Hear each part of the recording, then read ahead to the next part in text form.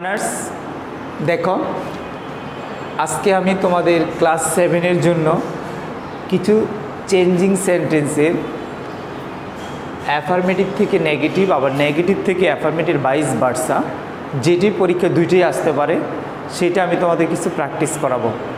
এখন দেখো, আমি সেন্টেন্সে 5টা সেন্টেন্স লিখেছি।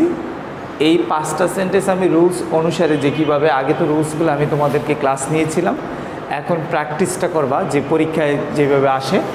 এই 5টা সেন্টেন্সের পর আমি পরে আরেক 5টা সেন্টেন্স তোমাদেরকে আমি ডিসকাস করব। দেখুন, আজকে শুধু টপিক্সটা হবে অ্যাফার্মেটিভ থেকে নেগেটিভ আর নেগেটিভ থেকে অ্যাফার্মেটিভ। এখন 5টা সেন্টেন্স দেখো কি কি সেন্টেন্স দেওয়া হয়েছে। দেখো, প্রথম সেন্টেন্সটা হলো cricket is a very costly game. এটাকে নেগেটিভ করো, যেহেতু এটা অ্যাফার্মেটিভে আছে, এটাকে নেগেটিভ করতে হবে।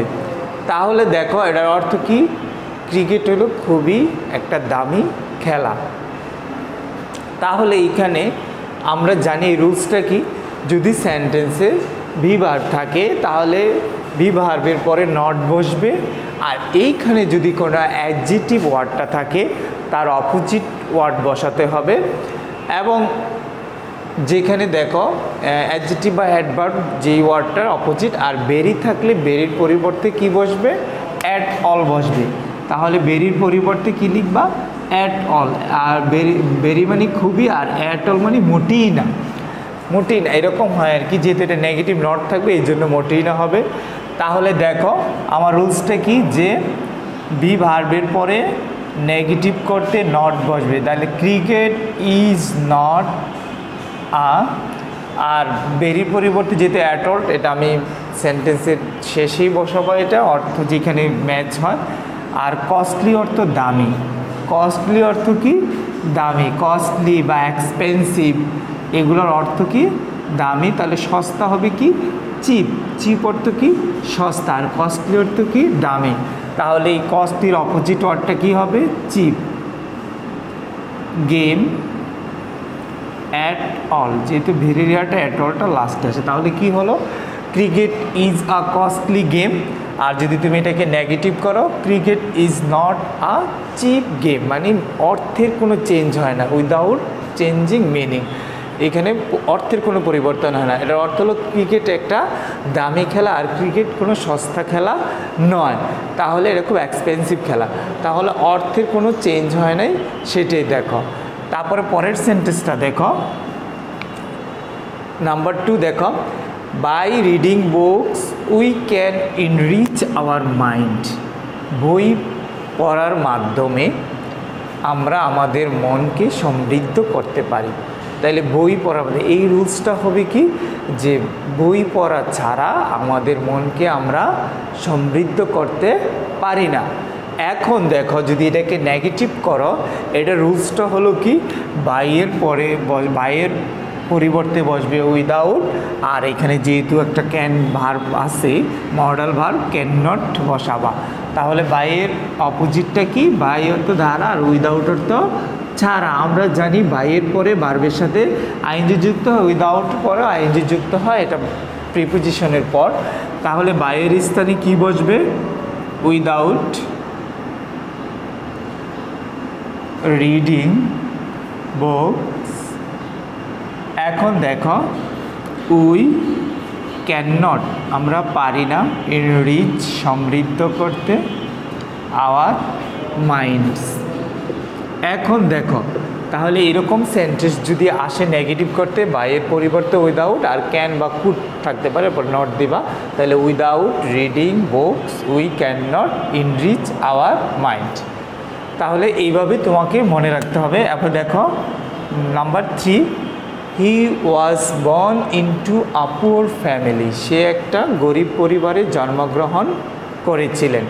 এখন যদি তুমি এটাকে নেগেটিভ করো, সে প্রথম রুলসটার মতোই, যেহেতু ওয়াজ এটা অ্যামিজার ছিল, প্রেজেন্ট এটা পাস্ট, এটা ভিভার, এই ভিভারের পরে নট বসবে। আর এইখানে দেখা যাচ্ছে যে একটা অ্যাডজেক্টিভ ওয়ার্ড বা অ্যাডভার্ব, অ্যাডজেক্টিভ ওয়ার্ডটা সাধারণত নাউনের আগে বসে, যেমন পোয়ার ফ্যামিলি।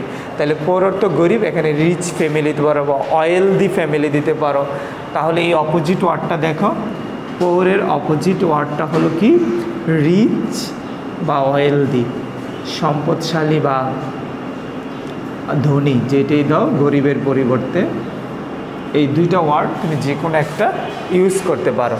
তাহলে আমার রুলসটা কি হলো যে বি ভার্বের পরে নট দিব, আর এই সেন্টেন্সের যে অ্যাডজেক্টিভ বা অ্যাডভার্ব ওয়ার্ডটা সেই ওয়ার্ডটার অপোজিট ওয়ার্ড বসাবো। তাহলে পরে বিপরীতে রিচও দিতে পারো, আবার অয়েল দিয়েও দিতে পারো, রিচ ফ্যামিলি। তাহলে কি ছিল, সে গরিব পরিবারে জন্মগ্রহণ করেছিল। আর নেগেটিভ করলে যে অর্থের চেঞ্জ হয় না, সে একটা ধনী পরিবারে জন্মগ্রহণ করেছিলেন না। তাইলে কোন পরিবারে? গরিব পরিবারে। এখন দেখো এই তিনটা আমি নেগেটিভ করছি, কিন্তু 4 নম্বরটা আমি অ্যাফার্মেটিভ করবো, যেহেতু ভাইস ভার্সা পরীক্ষায় তোমার যে কোনো রূপে আসতে পারে। তাহলে দেখো এইটার বাংলা মিনিংটা দেখো, দেয়ার contribution will never be forgotten, যে তাদের অবদান আমরা কখনো ভুলবো না। তাহলে তাদের অবদান আমরা কখনো বলবো কাদের, ওইটা ছিল একটা প্যাসেজ থেকে লাইনটা নেওয়া হয়েছে ফ্রিডম ফাইটার্স, যে ফ্রিডম ফাইটার্সটা যে আমাদের দেশে যে অবদান রাখছে তা আমরা কখনো ভুলবো না। তাহলে না ভুললে এটার অপোজিট কিভাবে লিখবা? আমরা জানি যে নেভার থাকলে অলওয়েজ, আর এখানে ভার্বের বিপরীত ও অপোজিট ওয়ার্ডটা বসবে ফরগেট, ভুলে যাও। রিমেম্বার মানে মনে রাখা বা স্মরণ করা। তাহলে কি হবে এখানে দেখো অলওয়েজের আর বিপরীত নেভার, তা নেভারের বিপরীত অলওয়েজ, আর এখানে রিমেম্বার ফরগেট। এখানে রিমেম্বার ফরগেট, যেহেতু এখানে তোমাকে যেই রূপে ভার্বটা থাকবে সেখানে দিতে হবে, যেখানে ভার্বটা পাস্ট পার্টিসিপাল ফর্ম, এটা একটা প্যাসিভ ফর্মে বি, তাহলে রিমেম্বার লিখতে হবে। তাহলে দেখো কি আসবে আনসারটা, দেয়ার কন্ট্রিবিউশনে তো অবদান, তাদের অবদান, উইল নেভার থাকলে কি হবে অলওয়েজ বি রিমেম্বার্ড, মানে আমরা তাদের অবদান সবসময় স্মরণ করি বা মনে রাখি। রিমেম্বার্ড মানে ভুলি না আমরা, তাহলে অর্থের কোনো পরিবর্তন হবে না। তারপরে দেখো এই যে কোশ্চেন নাম্বার যে 5 নম্বরটা দেখো, অনলির আমরা 3টা রুলস জানি। অনলির পরে যদি ব্যক্তিকে বোঝায়, অনলি যদি ব্যক্তিকে বোঝায় তাহলে নান বাট, আর যদি অনলি বস্তুকে বোঝায় তাহলে নাথিং বাট, আর অনলি যদি কোনো সংখ্যাকে বোঝায় তাহলে নট মোর দেন বা নট লেস দেন বসে।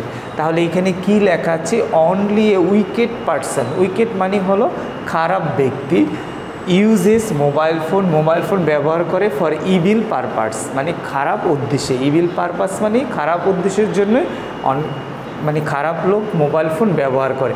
তাহলে অনলির কিসে, উইকেড পারসন, এখানে ব্যক্তি বসেছে, তাহলে অনলির পরে আমরা কি বসাবো, নান বাট। তাহলে নান বাট এই wicked person uses mobile phone for evil purpose. তাহলে দেখো আনসারটা কি হলো, যে অনলির পরে ব্যক্তি হয়েছে উইকেড পারসন, তাহলে কি হলো নান বাট বসছে। তাহলে কারেক্ট আনসারটা এটাই, নান বাট। তাহলে দেখো এই 5টা সেন্টেন্স আমি সলভ করছি, আর কয়েকটা সেন্টেন্স দেখো আমি এখন সলভ করব। দেখো ডিয়ার লার্নার্স, আর 5টা সেন্টেন্স আমি লিখেছি। দেখো এই সেন্টেন্সগুলো যদি তুমি এইভাবে প্র্যাকটিস করো, সব রুলস এসে যায়। তাহলে প্র্যাকটিসটাই তোমার মেন, যে রুলসগুলো তো আগে জানলা, এখন প্র্যাকটিস করবো। এখন দেখো কি লেখা হয়েছে, we must read books to gain knowledge. যদি আমি এই সেন্টেন্সটাকে নেগেটিভ করি, তাহলে দেখো আমরা জানি এখানে কি দেওয়া আছে, মাস্টের পরিবর্তে কি বসে আমরা জানি, মাস্টের পরিবর্তে কি বসবে, ক্যান নট বাট বসবে। তাহলে দেখো সহজেই তুমি মাস্টের পরিবর্তে ক্যান নট বসাই দাও, তাহলে কি হবে দেখো, we can not but read books to gain knowledge. দেখো এখন এটার ক্লুটা কী ছিল, মাস্টের পরিবর্তে ক্যান নট। এখন দেখো পরেরটা তো 7 number, every mother loves her child. এইখানে এভরি, এখানে দুইটা রুলসে করতে পারো, there is no mother but loves her child, বা there is no mother who does not love her child. এটা দুইভাবেই করতে পারো। তাহলে তুমি দেখো এভরি থাকলে কি বসাবা, there is no mother, there is no mother but loves her child. তুমি যদি এটা আরেকভাবে করো, there is no mother who does not love her child, দুইভাবেই এটা করা যায়। এখন দেখো এভরিবডি হেটস হিম, সবাই তাকে ঘৃণা করে। যদি তুমি এটাকে অ্যাফার্মেটিভ করো, এই সেন্টেন্সটা কি হবে তোমার, যেহেতু ভাইস ভার্সা, এই সেন্টেন্সটা কি তোমাকে অ্যাফার্মেটিভ করতে হবে। কি করতে হবে, অ্যাফার্মেটিভ। তাহলে সবাই তাকে ভালোবাসে, মানে নোবডি হেটস হিম, তাকে কেউ ঘৃণা করে না।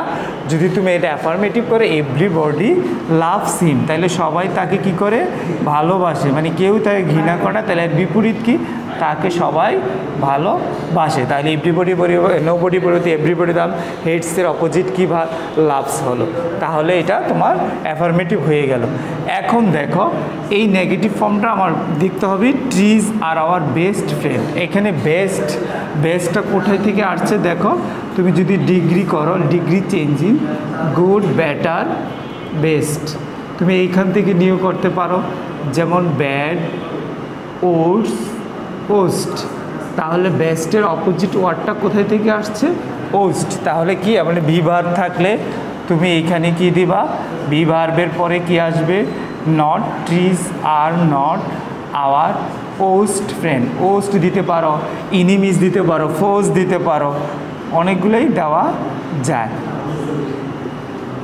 তারপরে দেখো রূপলা লিফট, এইখানে একটা ভার্বের পাস্ট ফর্মের রুলস আনা হয়েছে। দেখো ভার্বের পাস্ট ফর্মের রুলসটা কী ছিল, প্রেজেন্ট ফর্ম হলে ডু নট বা ডাজ নট, পাস্ট ফর্ম হলে কি আসবে, ডিড নট।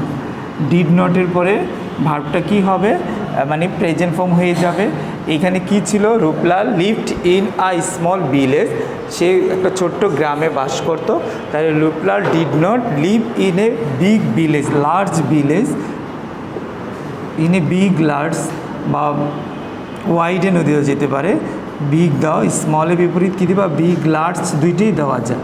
তাহলে কি, did not live in a big village. তাহলে এইভাবে দেখো আজকে 10টা সেন্টেন্স তোমাদের প্র্যাকটিস করেছি। আগামী ক্লাসে অন্য চেঞ্জিং সেন্টেন্সে আমি আরও 10টা সেন্টেন্স তোমাদেরকে প্র্যাকটিস করাবো। এইভাবে তোমাদের চেঞ্জিং সেন্টেন্সটা আরও ইমপ্রুভ হবে। Thank you very much for watching online class.